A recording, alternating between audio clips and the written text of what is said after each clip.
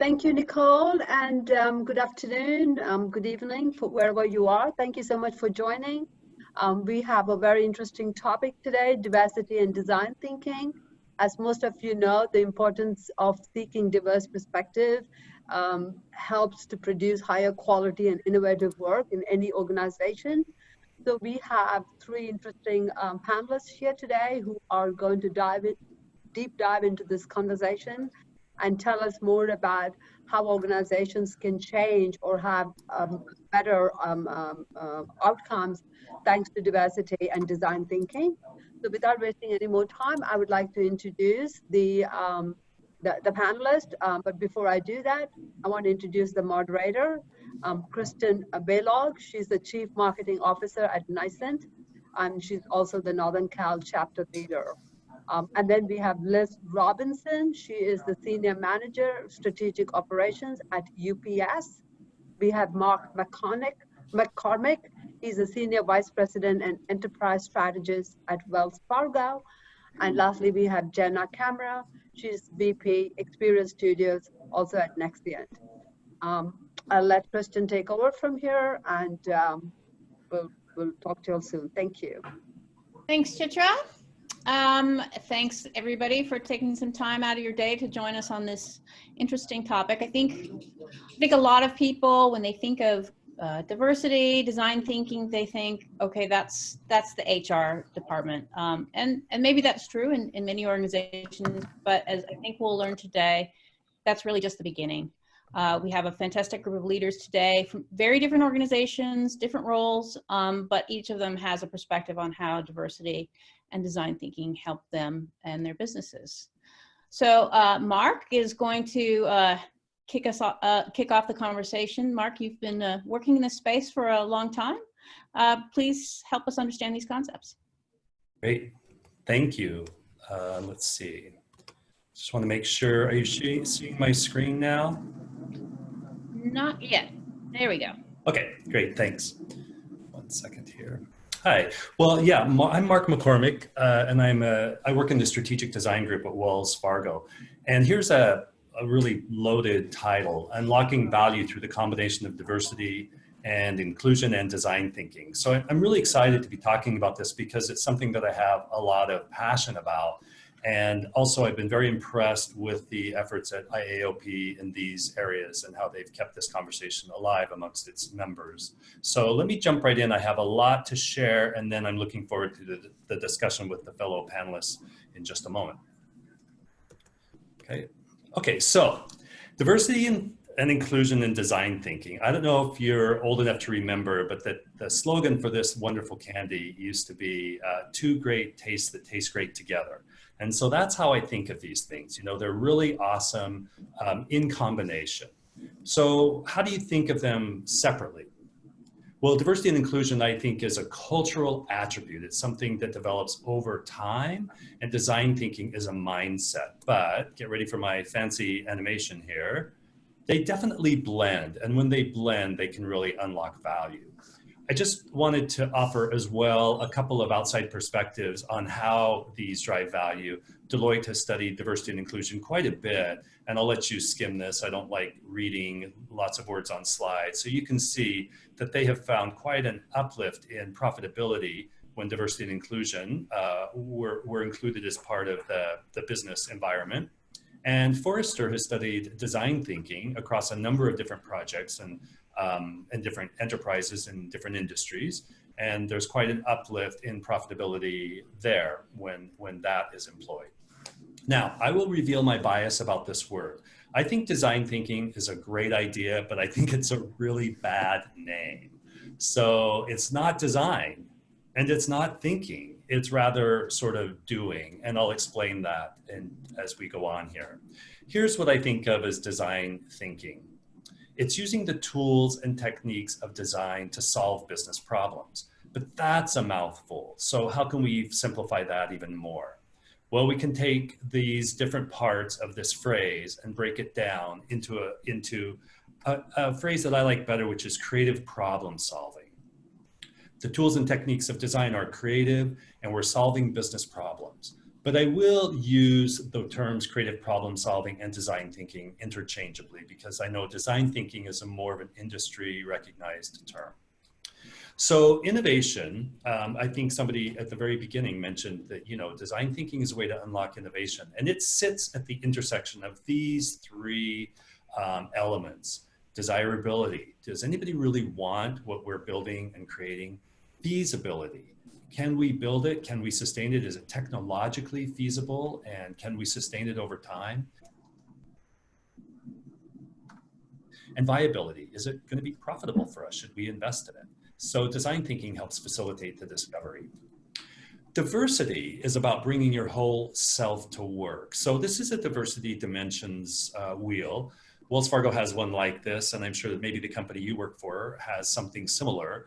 And I like this framework for thinking about diversity because it shows that at your core, your personality is determined by a number of different things. The internal dimensions, the inner circle, are those things that you're born with, those things that you really can't change.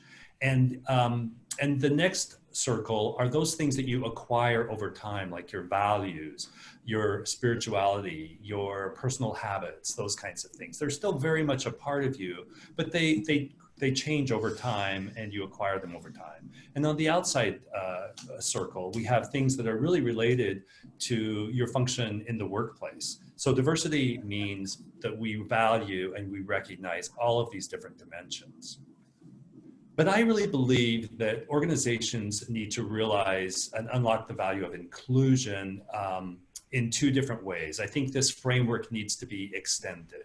I think we need to consider personality types and problem-solving preferences. So let's talk about that a little bit.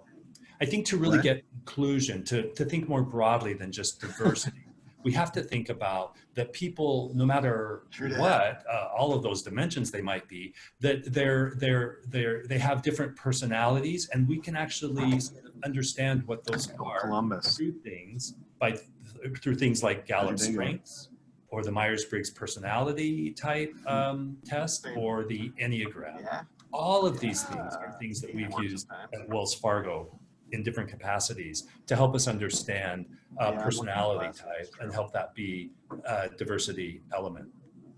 Inclusion also means accounting for problem-solving preferences. This is some rather new thinking. It's based on the idea that if this is all creative problem-solving, then there are different sorts of things that are needed, and different personalities are drawn to different parts of problem-solving.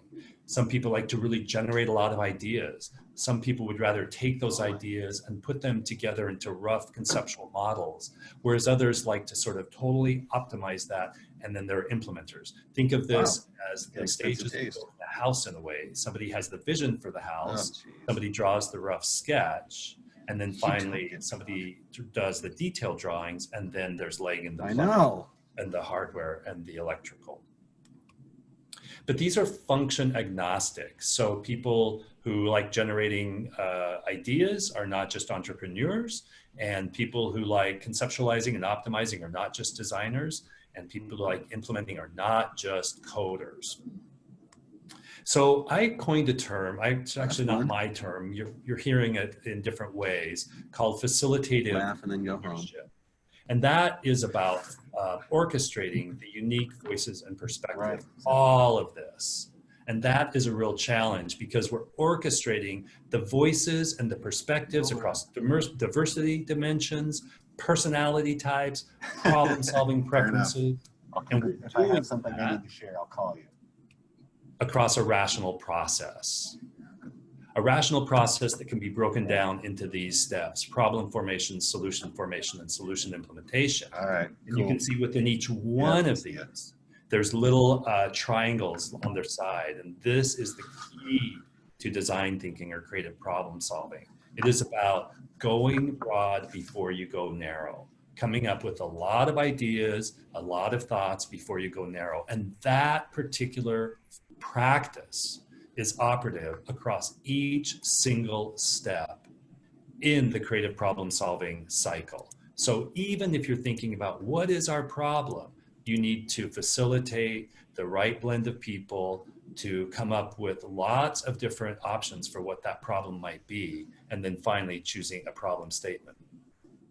And so on and so forth around the cycle. So remember this, that diverge, converge is a key function of creative problem solving. So to summarize what I've said so far and to put it in a much simpler way, diversity and inclusion means getting everyone to the table. Design thinking or creative problem solving ensures everyone has a voice at the table. And facilitative leadership is the glue.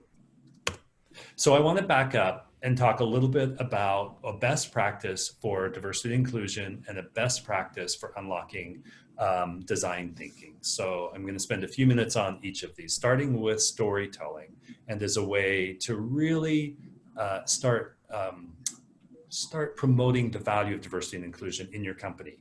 This is something that I have done as I have led large teams at Wells Fargo, and I've done it for way more than a decade, which is I invite people to tell their story about their diversity dimension. I take 10 minutes in all of my team meetings and ask people to, to come and prepare something and talk about who they are really. This is much deeper than who their colleagues might think them to be. So these stories prove that everyone has a diversity dimension. Deliberately chose this image because we sometimes, I think in America, we look at guys like this and we make a lot of assumptions about who that person is, straight white male. And yet that person, I promise you, has diversity dimensions. And what we end up doing when we tell each other our stories is we end up humanizing each other through a missing word there, vulnerability. It's falling off the page. Sorry about that. These stories humanize us because we become more vulnerable to each other. And the result of that is that we become more empathetic for the people that we work with. And this fosters teamwork. And teamwork fosters productivity. Productivity fosters profit. It also fosters profit through retention and loyalty. People want to stay at companies that really recognize who they are. And people want to be around other people who are willing to share their stories and be vulnerable. They also, these stories demonstrate the value of storytelling to persuade and influence. So this is sort of a side benefit of this storytelling practice. I have coached a lot of people over the years through these stories, and I've come down with sort of a formula that makes a really good story. And in 10 minutes, I encourage people to do these three things. One, talk about your diversity dimension from the universal to the specific. So if you were a refugee, for example, you might talk about how many refugees there are and other sorts of statistics about the broader experience, and then hone in on your own. I encourage people to use words and pictures. Words without pictures don't drive the same emotional connection. We need a combination of words and pictures to create a great story. And finally, we need to be vulnerable. There's a member of, I hope he's on the call today, Eric Budgeon, who's a member of IAOP. He invited me to do this, this lecture, this panel initially. And he shared one of these stories. We were on the same team together, and I was very moved by his story about siblings and birth order and how that sort of can have an effect on families when they experience great loss. So I was very moved by this because he talked about being from, a family of 4 brothers, and I'm from a family of 3 brothers. And a lot of the things that he talked about really rang true for me and my family and my experience. So you see, suddenly I felt more close to Eric, and that would improve, of course, my working relationship with him, my relationship in general. And then Bao, this was an incredible story about a young man who came over with the Vietnamese boat people. And if you remember, this was a great migration from Vietnam to America and other points in the 70s. And they came over on these crowded boats. And he talked about what that was like for his family to arrive with basically nothing, and how the family grew over time and became very successful. But this quote, this slide is from his presentation. He wanted to feel comfortable in his own skin, to feel at home wherever he was, and to build greater understanding for others like me.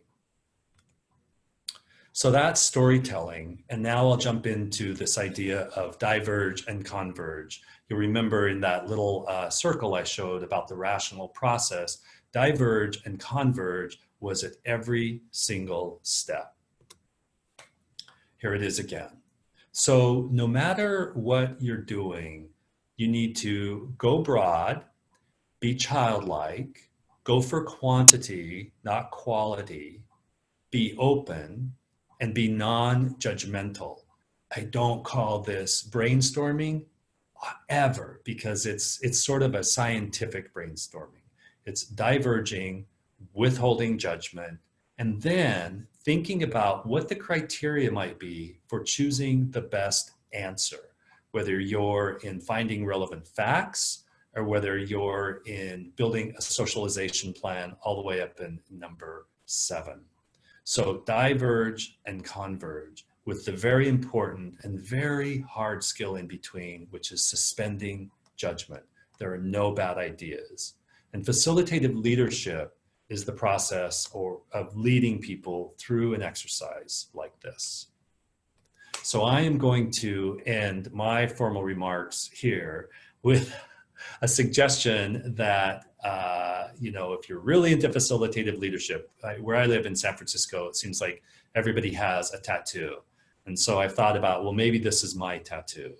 The concentric circles that represent the diversity dimensions, plus the divergence, all of the different ideas represented in the middle, suspending judgment, and then convergence. So that's all I had to say today. Those are my prepared remarks. I look forward to the conversation and any questions that you might have about how design thinking, diversity, inclusion is best facilitated through a process like facilitative leadership. And that's how to get a hold of me. Please send me a personal email if you have any questions or thoughts about this. And now I will turn the program back over to you, Kristen. Let's see. There we go. Thanks, Mark. And if we could just get the speaker slide back up, please, Nicole. Wonderful. Thank you. Mark, thanks for helping to give us a starting point, and special thanks and shout out to Eric for allowing his personal story to be shared.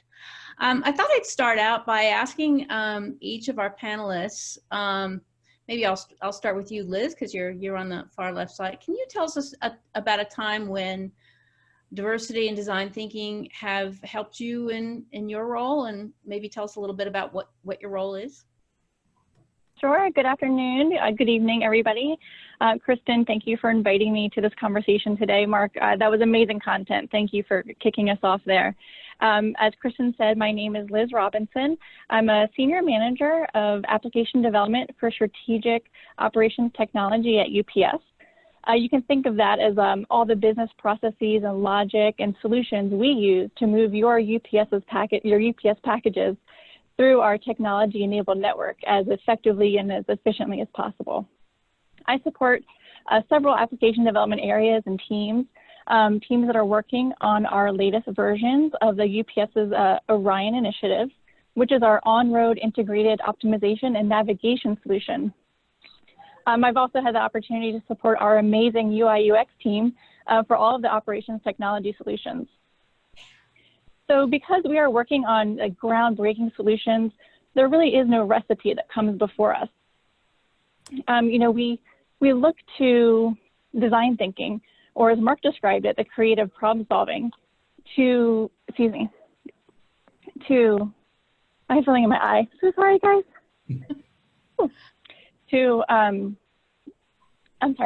we've looked at design thinking to really become a way for us to quickly break through a lot of noise, then allows us to really focus on the true priorities of the moment. So the moments where I observe design thinking to be the most effective in my work is in the teams with the highest diversity of thought and perspective, as Mark mentioned. So finding the true pain points and the true priorities of the moment has allowed us to quickly engage and quickly effectively have our business and our IT stakeholders on the same page, focus on solutioning and having a creative design that has a deep stakeholder buy-in and including at times even an emotional connection to what we're solutioning. Thank you, Kristen. Okay, thanks. Sorry, I think I have something to If you'd like to go off video, you can feel free. It's your choice. Jenna, Jenna, how about you? How are you using diversity and design thinking in your role? Sure. So hi, my name is Jenna Camera. I lead the Experience Studios practice here at Nexient. So I have the opportunity of working with several different clients and helping them, really develop and come up with a user experience for their product and product pipelines. So, we really find design thinking as a way to kind of break through, especially in those initial phases of product development where you're either envisioning a new product or envisioning a new release. And oftentimes there can be a lot of spin and churn on where to start or how, or maybe even we get brought in and they've been working on something for 3 months and they just can't really determine where to go with it. So I think design thinking at its core is a way, and especially diversity, bringing in all those different perspectives and backgrounds into one room, really creating that shared understanding, and starting, with the foundation of empathy, of us all understanding and having a common understanding of who our users are, and sharing that with the whole group. I think, and then brainstorming from that, from all of our backgrounds, I just feel like the diversity of ideas and perspective and all that ideation is just, has so much more depth because of that diversity of the group. And then I think that the momentum and the speed at which you're able to move at because of the diversity of the group, because of the different backgrounds, because you're involving people and full product teams, et cetera, the ability to move so much more quickly and have a common ground and the decision makings and everybody being able to understand, how you got to a solution and really also have a core understanding of, the problem that you were trying to solve. And I think there's a powerful connection of bringing that diversity in with the creative problem solving and it really, I think, just elevates the quality of work as well as the speed of the work at which we're able to deliver. Great. So speed, innovation. Mark, how about you?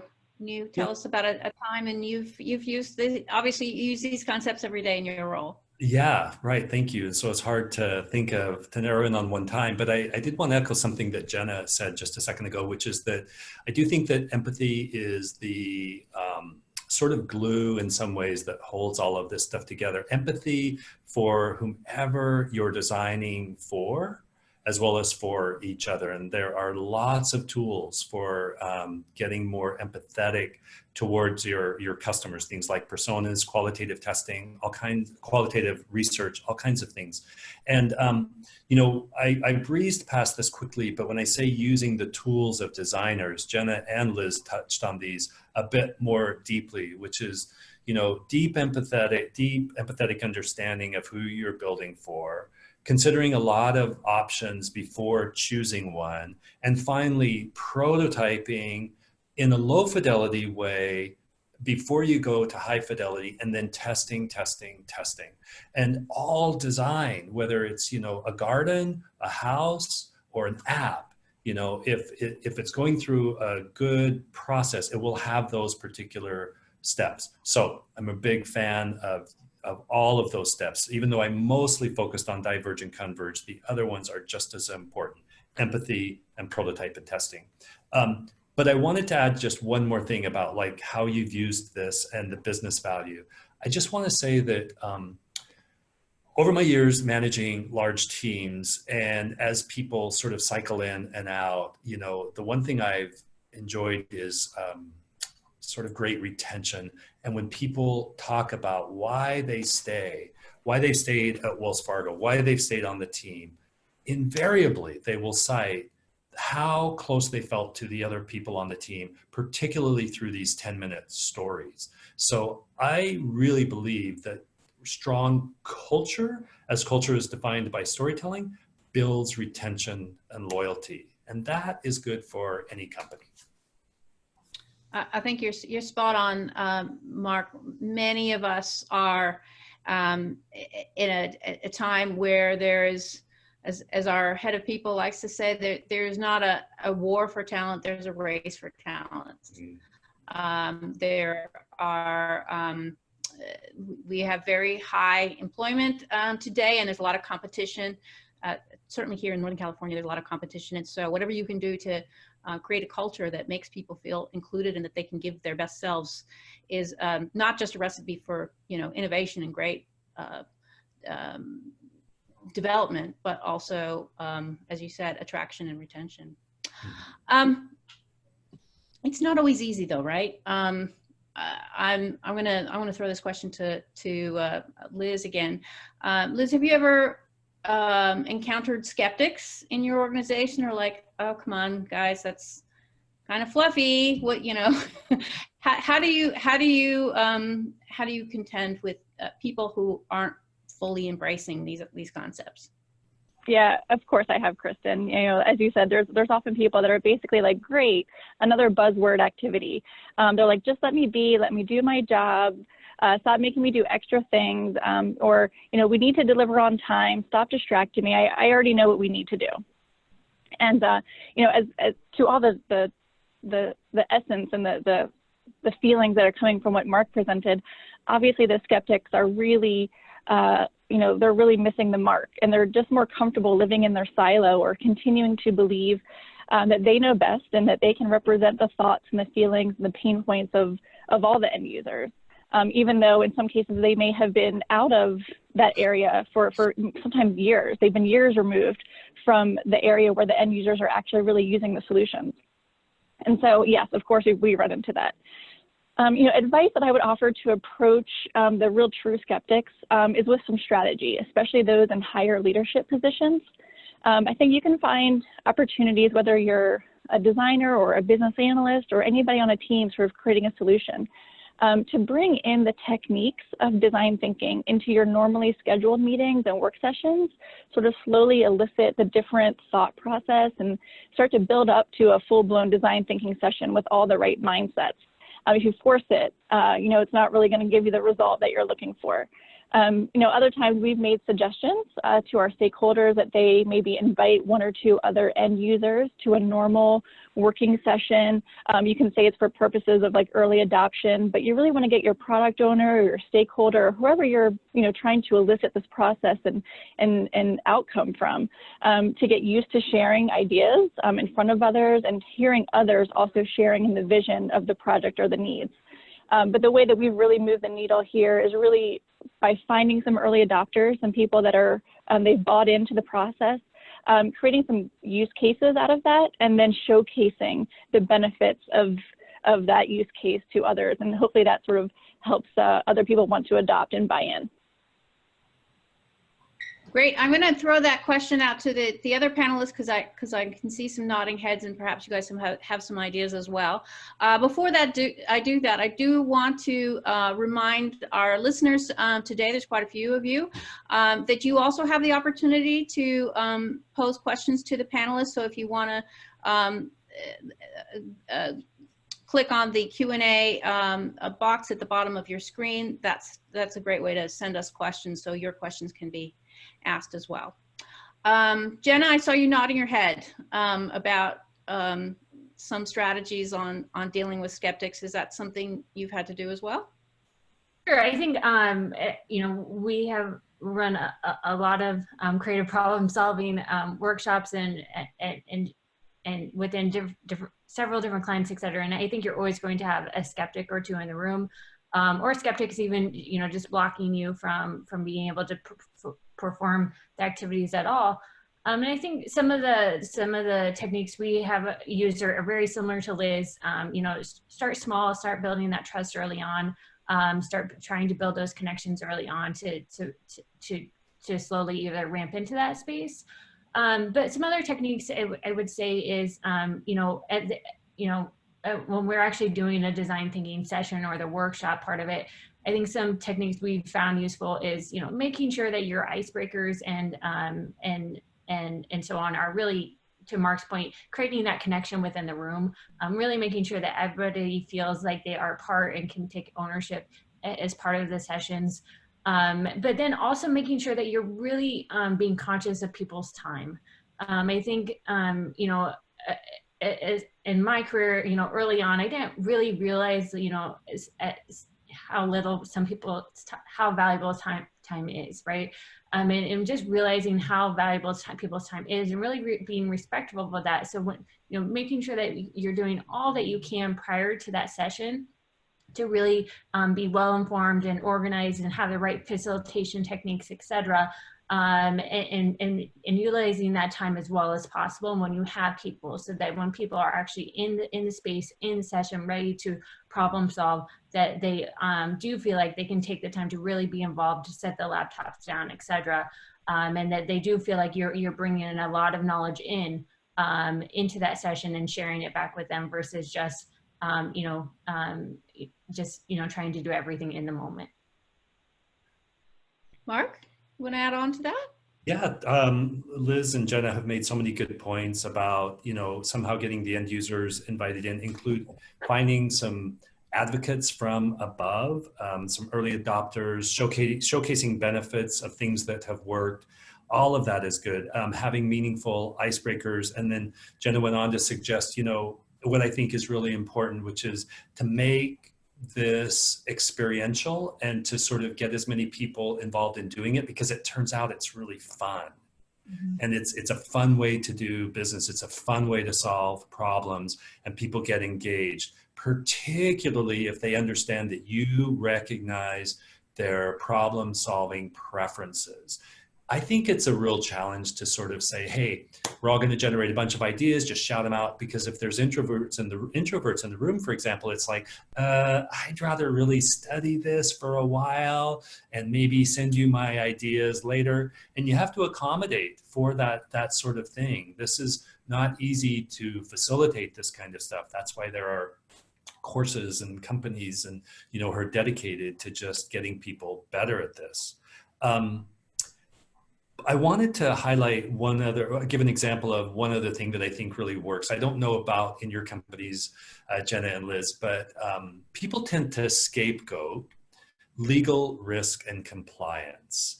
It's sort of like, well, we would like to do this, or we'd like to make this more innovative, we'd like to make this more simple, but legal risk compliance says we have to do X, Y, and Z. And having diversity of thought at the table early on, including legal risk and compliance, can really lead to a lot of breakthroughs in design in general.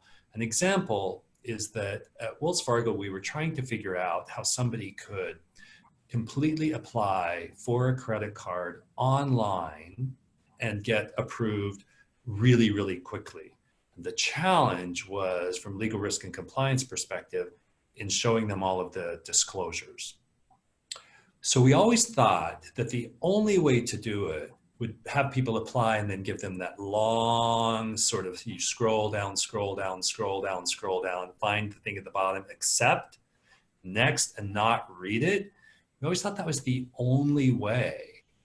But we started playing with some innovative ways of sort of breaking down, well, what's really in there that could be of benefit to you? How, you know, all that stuff about how your interest rate, for example, is determined. How could we put that in front of people so they really were going into this with eyes wide open? And so we created different calculators and different videos to show how interest is calculated, how you can avoid paying extra fees and stuff like that. because the team that did this had the foresight to invite legal risk and compliance in early, to recognize that they are human too, that they are really just looking out for the best interests of the company. But if you can show them that there's an innovative way to do that, they will buy into it. In fact, they might have some great ideas on their own. And so we came up with this super innovative way of doing it by including, to your original question, Kristen, some folks who would potentially be seen as roadblocks or naysayers later on, just including them in the beginning and then getting their good ideas as well. We ended up testing the more innovative solution, and it turned out that not only did people engage with the, can you imagine engaging with the terms and conditions of your credit card agreement? They engaged with the terms and conditions, and they left with the feeling that Wells Fargo was actually looking out for them rather than, you know, we're just trying to put all the stuff in the fine print that's going to make us more money, you know. So there are definitely ways to innovate through this process on even the most sort of recalcitrant or difficult problems for people. I think turning a compliance language into a positive brand experience is another fantastic example of the power of design thinking. And I'm also really glad you told that story, Mark, because one of our listeners called me out on referring to so-called naysayers, or, you know, people that don't seem to be playing along as skeptics, but rather they just have a different point of view. And you shared a great example of how to bring all those divergent perspectives in and create a better customer experience. So that is great to hear. So we've talked about there's a lot of really creative ways to approach design thinking. Jenna, do you think there's such a thing as a wrong way to do design thinking? Yeah, definitely. I mean, I don't know if it's a wrong way, but I think you'll definitely won't see the results, you know, in, you know, the different ways you do it. I think Mark had a really great diagram, you know, with the diverge and converge. And I think sometimes with the design thinking, you know, I think we tend to want to spend most of our time in the solution space, which is fun and the really exciting part of being able to ID and really come up with a bunch of ideas. But I think it's really important to spend time in the problem space and really making sure that we're not making assumptions about what we think our user problems are, really making sure that we understand and have grounded research into what those problems, pain points, what those empathy maps and all those exercises are really grounded in research. And then I think the other core element is really making sure that coming out of all the ideation, et cetera, that there is a plan of action, a solution implementation, as Mark pointed out, that there is, you know, those next steps and clear identifiable things to proceed with. Because getting in a room and brainstorming all these ideas is great. But if there's no next step, there's no plan of prototyping and getting the feedback and starting to plan for the release, et cetera, you know, where was the value? So I think just making sure that there is that clear next step, you know, after the ideation and that in getting into the evaluation and selection, et cetera, is another key aspect that sometimes, you know, isn't, you know, that sometimes gets missed. Thanks. One of the listeners would like to know, and I know Mark sent a link, but I'm just going to throw this open to the panel. Are there some good ways to figure out the problem-solving techniques that are going to work best for an individual? How do you kind of help people find the most comfortable way for them to find the right problems to solve and then solve them?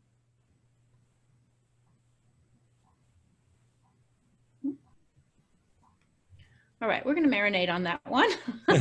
Well, I put in the chat bot, and I've been sort of doing a quick search to see if I can find it, to check out Minbassador's work, BASADUR. He at least was the person who influenced me the most around creative problem solving types. He came up with the generator, conceptualizer, optimizer, implementer.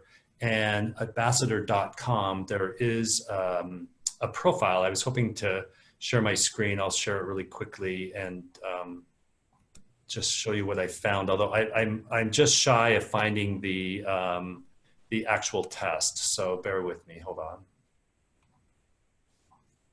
Let's see.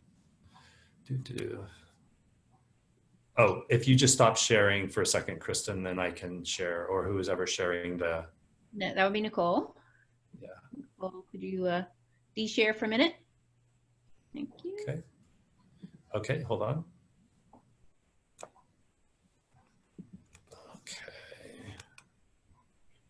Oh, here it is.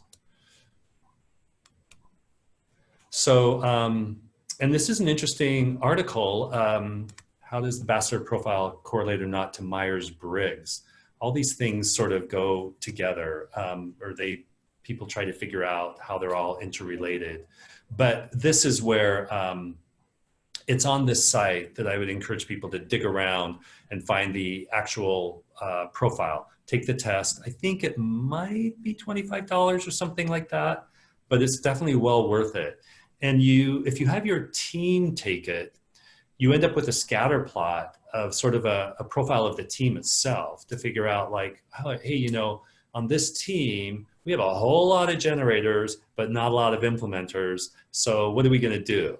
And it turns out people have kind of majors and minors, you know, so it's like we're not all, we're egg-shaped. The profile, it ends up being sort of a circle and an egg.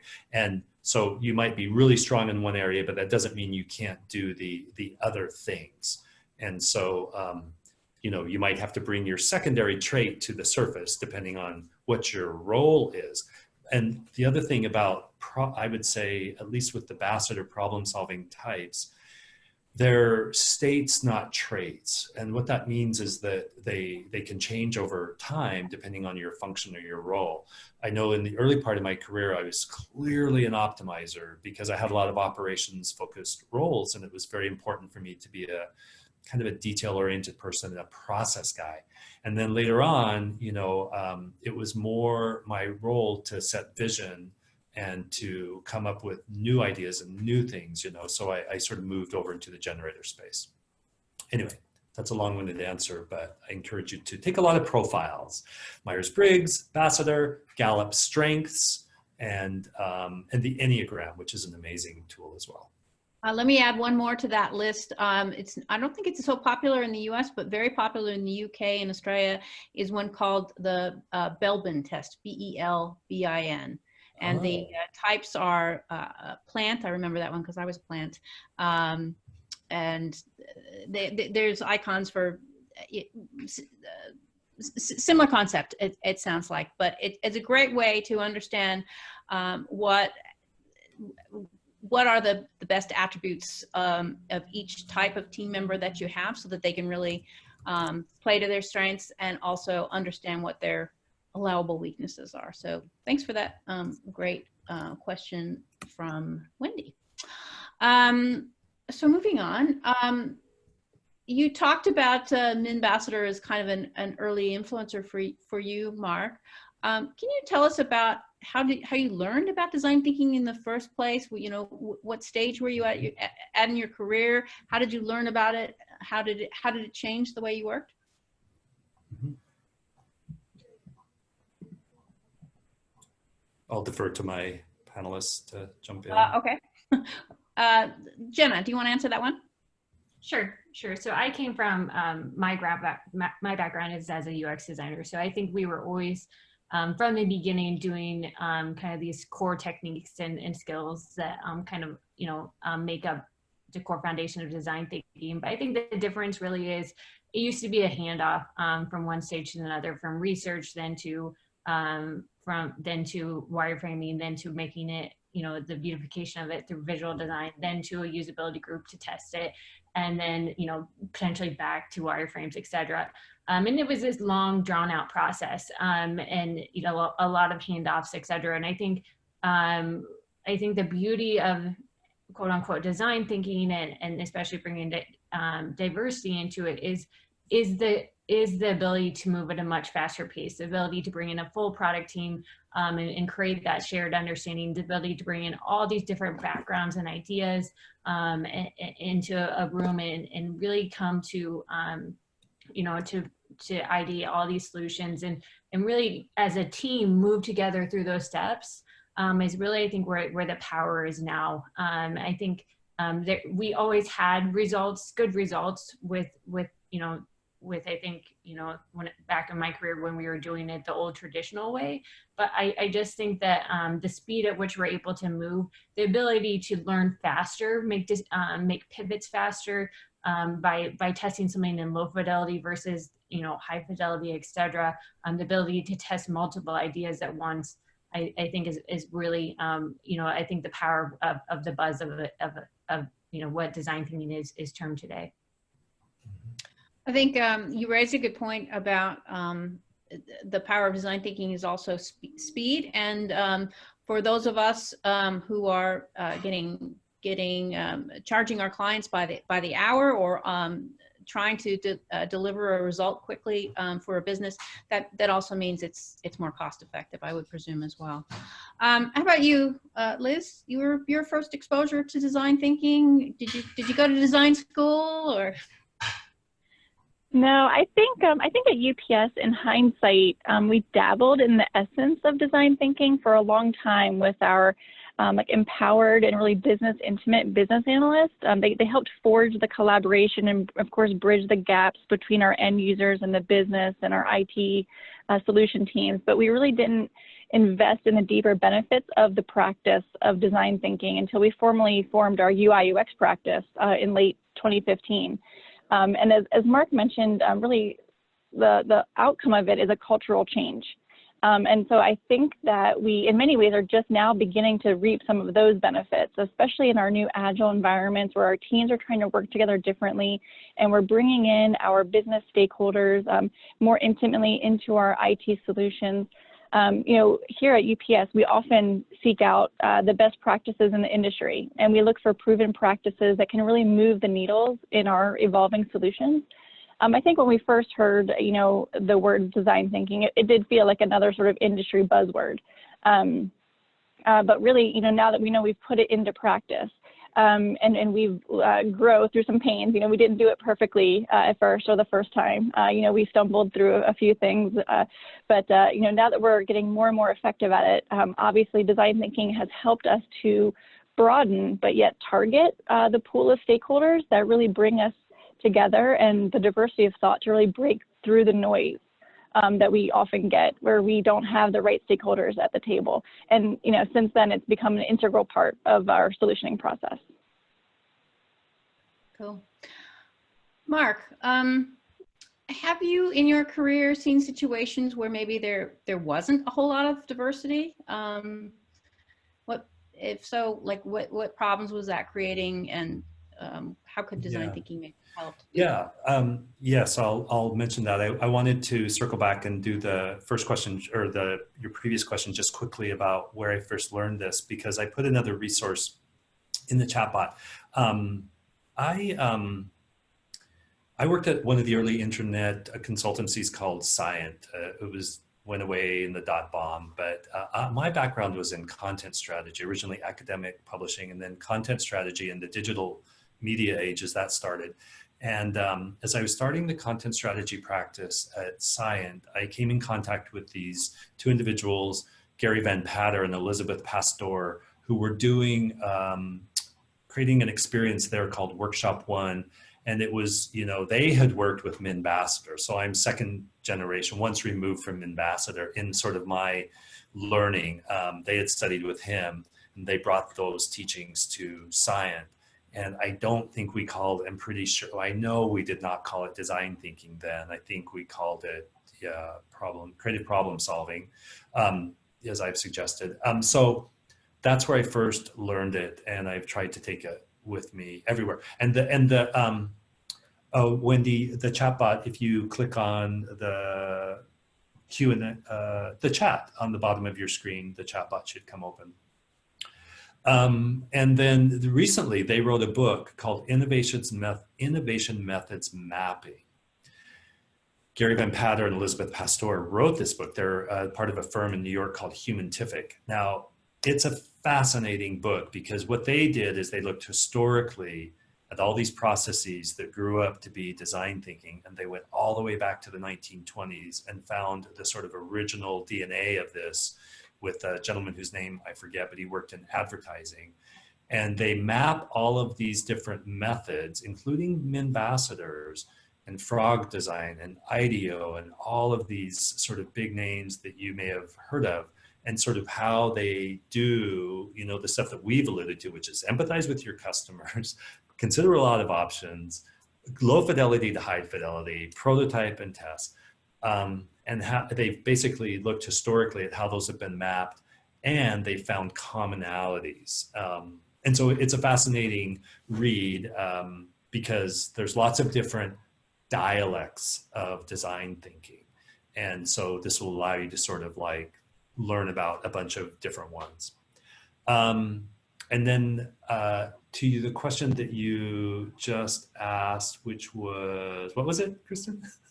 It was about whether you'd ever experienced a time when there was insufficient diversity. Oh, yeah, for sure. And you know, you ran into, and whether design thinking might have helped. It still happens. I'll tell you how it happens, and I'll tell you what to look for, because Jenna or Liz, I forget which one of you referred to this.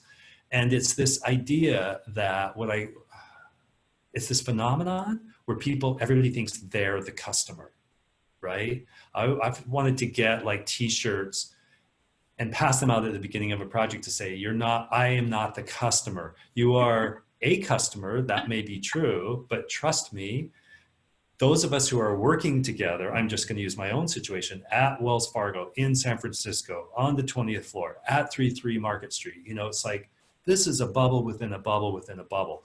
And I get really frustrated because, you know, if nothing else, we are similar socioeconomically. And so for us to build empathy for our customers who are different than us, you know, takes a great effort. And I think that might be true in almost any business, even if you have the right sort of, you know, the right mix of all of those other diversity dimensions that I talked about. And even if you sort of lead them through a rational process, you still, you're lacking an essential diversity element, probably, which your customers hold. It might be different in banking because we serve such a wide variety of customers, where maybe if you were doing like, you know, a door-to-door eating app or something like that, maybe you are the customer, I'm not sure. But anyway, that's what I would say is, you know, it's sort of a way of getting at the question of like, has there been a time when diversity is not at the table? Yeah, most of the time. Yeah, so. All right. We are getting close to the top of the hour. It's gone by really fast, at least for me, it has. I do want to share with the panelists a question that has come from one of the listeners. Maybe Jenna wants to take a first stab at this one. Can you over-design? And how do you know when you might be doing that? Can you over-design? Yes, I think you can. Obviously, if you're, you know, spending, I think, years upon years of design, I think you can. But I think the beauty of somewhat of design thinking is time boxing. So I think it's important to time box the space that you're ideating, and then move to prototyping and validation. And prototyping is, you know, if you have the wrong solution, you might spend a lot more time going back. So it really depends on what ends up in your prototyping and validation stages. But you know, I think as you go through the process of design thinking, I think that it is important to time box certain activities as you move along. But making sure that, you know, that you are validating those ideas might send you back to the drawing board, which is okay, right? You wanna fail fast and learn quickly. Great. Is there any parting remarks that you guys would like to add, and any piece of advice or maybe a favorite? Mark has already shared several great resources. Any other advice or resources you guys would like to share before we wrap things up? Liz? Well, Mark had some great resources. I do agree. I think my only advice would just be to almost practice it. You have to, really think about the different parts of the process and what you're really trying to get out of it. Focus on who's facilitating and making sure that they have a good comprehension of, like Jenna said, the time boxing, really making sure that things move forward, especially when you bring real stakeholders in, because you're going to want them to see value. And I would just say practice it, talk about it, and have an idea of what success might look like. And don't be afraid to change your process. As I mentioned, we've stumbled through things many times before we sort of get the hang of them. And so don't be afraid to sort of fail fast and then change your approach and make it the most effective thing you can. But I just highly recommend it for all teams. Great. Thank you so much, Liz. Jenna or Mark, any parting thoughts? I would just say, have fun. And like Liz suggested, if you're new to design thinking, start small. Start with something small. Do a 1 hour session, etc. Learn from that. It takes time to build the facilitator skills, etc.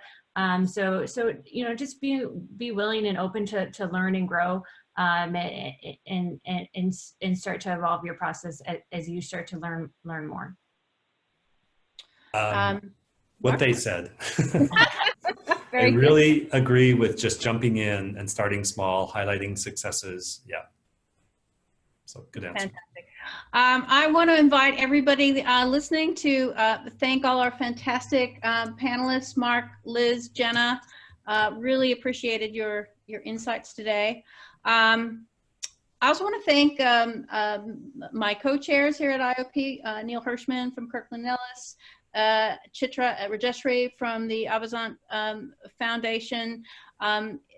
These events are definitely a group effort. If you enjoyed today's topic, but have maybe some other ideas, other topics you'd like to hear, please send them our way. We thrive on your ideas.